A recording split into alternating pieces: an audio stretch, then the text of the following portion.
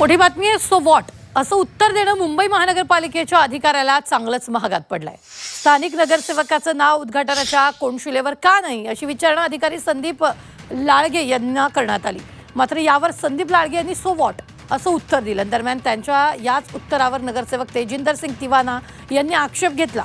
त्यानंतर संबंधित अधिकाऱ्याचा निलंबनाचा ठराव एकमतानं मंजूर करण्यात आला.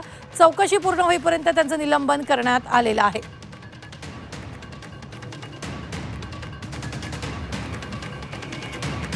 सर्वप्रथम मूलभूत शिष्टाचार शिकण्याची गरज आहे.